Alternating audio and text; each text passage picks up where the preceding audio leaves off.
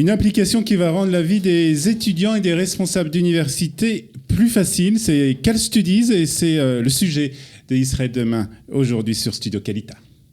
Israël Demain, c'est l'émission des innovations en Israël. Olivier Granillic vous fait découvrir chaque semaine toutes les nouveautés dans le domaine des nouvelles technologies, de la médecine et du social. Israël Demain, c'est l'émission qui parle du futur sur Studio Kalita. Et pour nous en parler ce matin, nous sommes heureux de recevoir David Lévy, bonjour. C'est toi. Et Aaron Semama, bonjour. Bonjour. Comment allez-vous ? Très bien. Merci d'être avec nous ce matin dans les studios du Studio Kalita pour nous parler d'une application que vous avez mise au point. Malgré votre jeune âge, 21 ans pour Aaron et 24 ans pour David, vous avez déjà mis au point une application. Alors, on va dire que vous êtes tous les deux étudiants, ou vous avez été étudiants en tout cas au Machon Lev, et c'est là-bas que vous vous êtes rencontrés ? Exactement. Ouais. Et cette passion pour les applications, pour l'informatique, d'où elle vient, Aaron ? On a fait un diplôme d'informatique, du coup on était dès la première année, des premiers jours de cours dans le domaine de l'informatique, et à la fin de l'année... Mais ça vient avant, c'était déjà quelque chose quand tu étais... Oui, de mon côté, ouais. Mon père je ne vais pas dire quand tu étais jeune, parce que tu es déjà jeune, mais quand tu étais encore plus jeune, c'était quelque chose déjà que tu as... Ouais, j'ai toujours beaucoup aimé l'informatique, mon père est informaticien, du coup, depuis petit, il m'avait montré un petit peu le domaine. T'es tombé dans ça quand t'étais petit. Voilà, c'est ça. D'accord. Alors, vous avez tous les deux créé une application qui s'appelle CalStudies. Alors, racontez-nous d'abord à quoi sert cette application. Cette application, elle permet aux étudiants dans les universités de recevoir l'aide qui leur est due. C'est-à-dire, majoritairement dans les universités en Israël, les universités proposent des cours particuliers qui vont eux-mêmes financer. Donc, un étudiant de première année va pouvoir recevoir 10 heures, 15 heures de cours particuliers par un autre étudiant de l'université et il n'aura pas un centime à sortir de sa poche. Quels sont les critères, juste pour savoir, quels sont les critères pour recevoir ces cours particuliers ? Chaque fac est différente. Ouais. Majoritairement, c'est pour les Olim Khadashim, ce sera pour les Meluim Nekim ou tous ceux qui viennent de communautés qui n'ont pas forcément un background dans les études académiques. Qui ont quelques difficultés, donc ils ont la possibilité de recevoir des cours particuliers. C'est ça. Alors, cette application, en fait, va surtout mettre en rapport, en fait, les étudiants et ceux qui vont donner ces cours. Alors, ça existait jusqu'à présent. Alors, comment ça se passait avant que l'application existe ? Ouais, alors les systèmes existent dans la majorité des facs, il y a déjà des systèmes en place. Aujourd'hui, c'est un étudiant qui doit aller trouver qui est la personne responsable, qui va dans son bureau, qui lui demande des heures, qui lui passe une liste, qui appelle les profs. C'est-à-dire que tout est fait aujourd'hui manuellement avec des Excel, des formulaires à remplir. D'accord, c'est un peu compliqué donc. C'est un peu compliqué, c'est un peu long surtout. C'est-à-dire qu'un étudiant, entre le moment où il réalise qu'il a besoin d'aide et le moment où il reçoit cette aide, ça peut prendre une semaine et demie jusqu'à qu'il ait reçu l'autorisation de la fac et qu'il ait trouvé son professeur.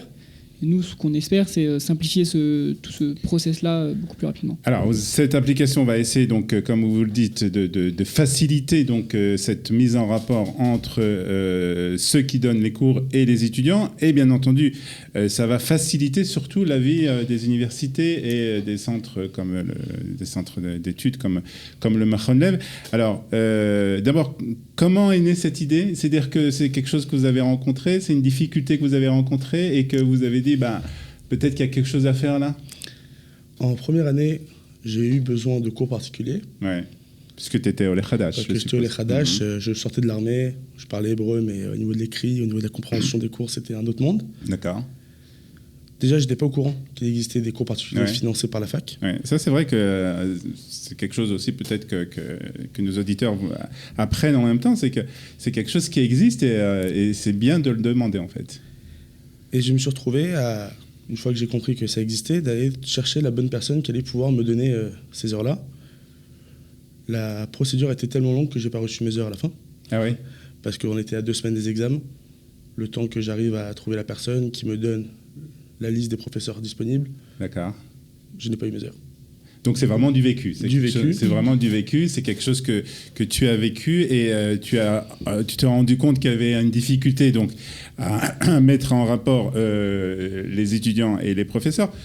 D'où vient cette difficulté, Aaron? C'est-à-dire que c'est une charge de travail pour les universités qui est une charge de travail supplémentaire et ils n'arrivent pas toujours à la régler, cette charge de travail? Ouais, c'est parce qu'aujourd'hui, voilà, le travail, il est fait manuellement. C'est-à-dire qu'ils gèrent les listes de professeurs manuellement et elles ne sont pas mises à jour d'année en année. Donc ça leur crée... c'est pas leur travail principal. Il n'y a personne qui s'occupe de ça à temps plein. En général, c'est des gens qui font d'autres choses et qui... Donc ils n'ont pas forcément le temps de s'occuper de ça. Et généralement... ça tombe entre deux chaises, comme on dit. Et donc, alors, vous avez créé cette application. Alors, comment ça marche? C'est quelque chose qui existe déjà, qui est expérimenté, on va dire, au Machon Lev. Le Machon Lev vous a donné feu vert pour expérimenter cette application, donc, dans un premier temps, au Machon Lev. Comment ça marche? Il y a deux plateformes principales. Il y a une plateforme pour l'administration de la fac qui permet à la fac de gérer donc, ses budgets, d'accepter les demandes et de valider les professeurs. Et il y a une application mobile pour les étudiants. Donc un étudiant s'inscrit via notre application. Il renseigne dans quelle fac il est, quel diplôme il fait, etc. Et ensuite, il peut facilement faire une demande à sa fac pour obtenir des heures de cours dans une certaine matière. Et pareil, si un étudiant veut s'inscrire en tant que professeur, il fait la demande directement via l'application. D'accord. Donc, David, tous les renseignements concernant les élèves arrivent donc à la fac et c'est eux, en fait, qui doivent faire le matching entre le professeur et l'élève. Comme c'était avant, bien entendu, mais d'une façon peut-être plus systématique cette fois-ci. Plus facile parce qu'ils vont permettre de ne pas avoir des demandes en l'air.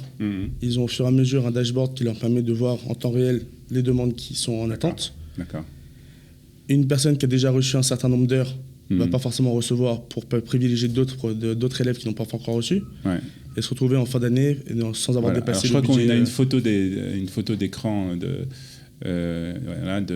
l'application. Alors ça, c'est l'application pour l'étudiant. Hein. Exactement. C'est-à-dire que l'étudiant s'inscrit donc avec ses renseignements les plus élémentaires. Après, il peut choisir aussi le moment où il souhaite fixer son heure. Parce que la fac lui donne par exemple 5 heures de cours. D'accord. Et après, lui, avec l'application, ça va aussi lui permettre de fixer heure par heure avec le prof. Dire je veux un cours demain à telle heure et le prof peut accepter, décaler, etc. Bien sûr. Ok, donc pour le moment, c'est expérimenté au Machon Lev. Comment ça fonctionne pour le moment? Pour l'instant, ça fonctionne correctement. Vous avez On a des bons retours. Ouais, des bons retours. Comme des mauvais qui nous permettent d'avancer, de faire évoluer la plateforme dans le bon sens. On est en train de finir la période d'essai avec le Machon Lev et ça va, si Dieu veut, devenir notre prochain client très bien. Dans les mois à venir. Alors comment lorsqu'on a 21 et 24 ans, comment on se décide de lancer dans une aventure comme ça? Je suppose qu'il faut quand même des fonds au début. Ouais, ça n'a pas démarré. Au début, c'était une idée, on n'avait pas pensé. On s'est pas dit on va monter une société et ensuite on a trouvé l'idée. On a eu une idée, au début, on a commencé à travailler dessus. Et au fur et à mesure, on s'est rendu compte qu'il y avait un potentiel, il y avait un vrai besoin. Et à ce moment-là, on a commencé à partir de prendre au début une idée, à se rendre compte qu'en vrai, c'est une société qu'il faut monter pour la réaliser. Donc oui, évidemment, il nous a fallu au début des fonds pour ne serait-ce que développer la plateforme. On a dû faire une recherche de fonds. Il y a eu toute une période où on a dû trouver une équipe parce que bon, moi et David, on n'était pas capable de tout faire. Il nous fallait quand même des gens qui nous aident, qui nous conseillent, etc. Mais bon, au Hachem, on a réussi à se débrouiller même dans ça. Donc le projet maintenant, c'est quoi? C'est de continuer, c'est essayer de demander à d'autres universités d'utiliser cette plateforme et cette application. Trouver de nouvelles universités. Alors c'est compatible aussi avec beaucoup d'associations qui donnent des cours particuliers. Il y a beaucoup d'associations en Israël qui aident les étudiants, donc que ce soit les Haredim, les Éthiopiens, etc. Donc c'est aussi compatible avec des associations. Ça pourrait très bien aussi être compatible avec les écoles. Parce que ces systèmes-là aussi sont mis en place dans les écoles pour le Olim Hadashim, mais même pour les Israéliens qui ont des difficultés, il y a des systèmes de cours particuliers mis en place. Donc oui, l'objectif, ça serait d'essayer d'agrandir un petit peu le nombre de clients et de faire évoluer la plateforme pour qu'elle devienne plus générique et compatible avec un maximum de... Alors cette première prise de connaissance, on va dire, avec le monde un peu de l'informatique, des applications, de la high-tech en Israël, comment ça s'est passé? Est-ce que vous avez été accueilli d'une bonne manière? C'est-à-dire est-ce que vous vous sentez bien dans ça? Alors nous, on se sent très bien. Et on a eu la chance d'être, entre guillemets, incubé par le pré-incubateur du Machon Lev, le LevTech, qui nous a apporté beaucoup de connaissances et beaucoup de contacts. Donc on les remercie beaucoup pour ça. C'est eux qui aujourd'hui nous allouent des bureaux au Mahon Lev, qui permettent d'asseoir toute notre équipe, les développeurs et tout ça. Et tous les jours, ils nous apportent des nouveaux contacts et de l'aide, un œil nouveau sur l'avancée, l'évolution de... Comment améliorer à chaque fois l'application et la plateforme. Donc CalStudy, c'est le nom de cette application. Alors pour le moment, c'est que pour ceux qui étudient au Mahon Lev, mais on espère un truc très bientôt.